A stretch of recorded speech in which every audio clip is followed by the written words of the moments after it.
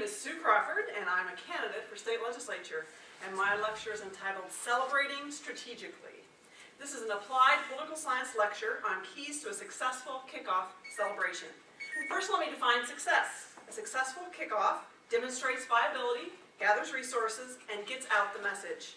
Some keys to a successful campaign celebration. Plan for 50, but invite over 500. Use social media before to build attendance and energy and get some good allies to exert some personal influence. Have a good gimmick that makes the event unique or personal. Pay attention to your visuals, including signs with your name outside, videos and pictures of a full room of new and established leaders. Use social media after to get those visuals out, and use emails gathered to get more people to those sites to get those visuals out, and have good follow-up with thank yous and stay connected to those people who came and engaged them in the campaign.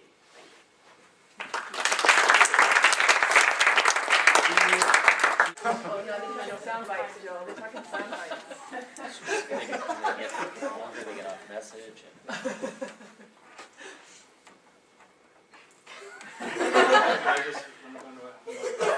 Stop.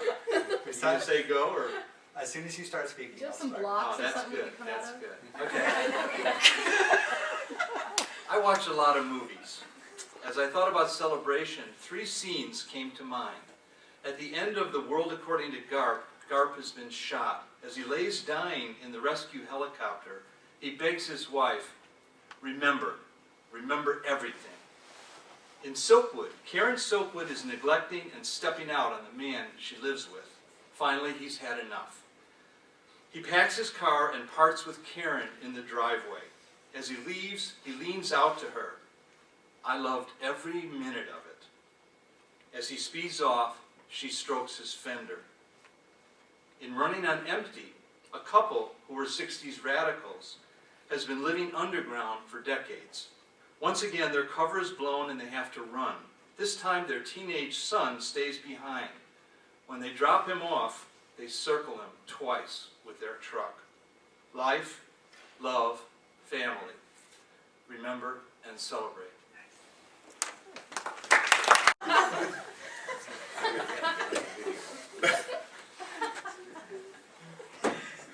Hi everyone. Don't start timing me. I want to say one thing.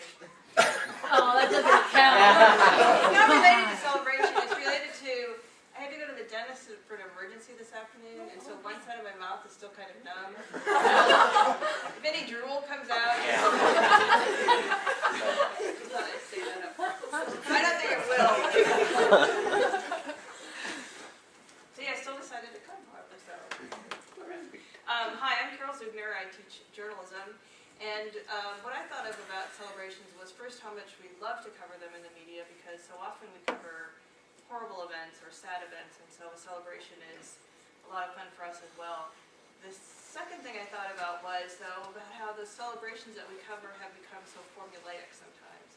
We have the confetti cannon. I mean, you can picture them in your head, the confetti cannons, the dog pile, whatever, and I'm wondering if that's the media influence that makes things formulaic. We expect it to be a certain way. And the third thing is to think about, in media today, we're all creators and curators, and how too many of us are looking through viewfinders instead of actually participating in a celebration. I've been to a first grader's birthday that was like the paparazzi. There's so many people with cameras and film things, and I just want to say, put down the cameras and pay attention and be there.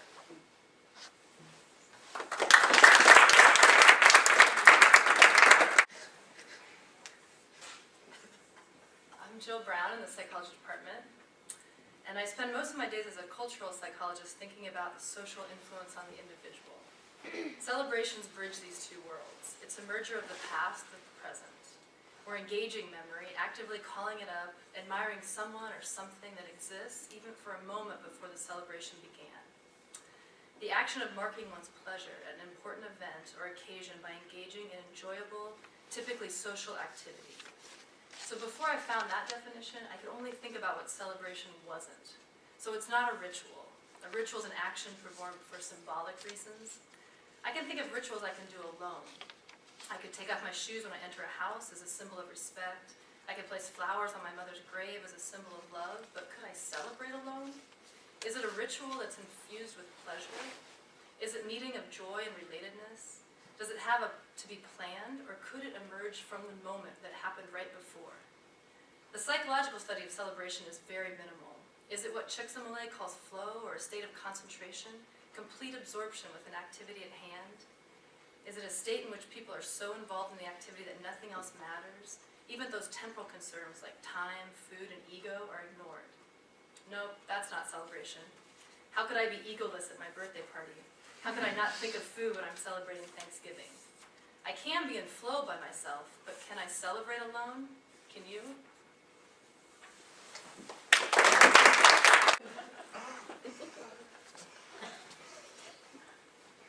Hi, Chaz.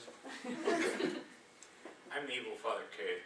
And I'm a closet lexophile. I love words. So I looked at what celebration was. 3 levels. I'm not going to talk about celebrities, and I'm not going to talk about celebrated as in the celebrated author. Push those aside, there's somewhere else.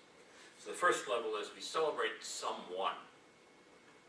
We single them out. We pay attention to them. We talk about the good things they are or have done. Recognize them positively and encourage them. Although in America, we can encourage them by roasting them. I give you Father Ramadan. Catch me afterwards and I'll tell you where you can pick him up. Second level, we celebrate something. A play's opening, a victory. There's joy, and there's very often self-congratulation, rather than congratulation to the person we're celebrating. And thirdly, we celebrate a Mass. I'm going to disagree with Dr. Brown.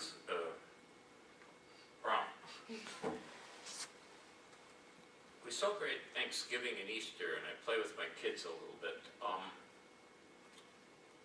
What would happen if you got served meatloaf or fish sticks instead of Thanksgiving? There is a ritual to be observed, and without it, we lose something. We celebrate the Mass. C.S. Lewis talks about it as the ritual of solemnity. And the need for the ritual, very often special dress, and the pomp. To know that we're doing something very serious, and what we're doing is not just a lot of applause and blowing funny whistles and hats, but something more. And I will end by just pointing out that almost all of these celebrations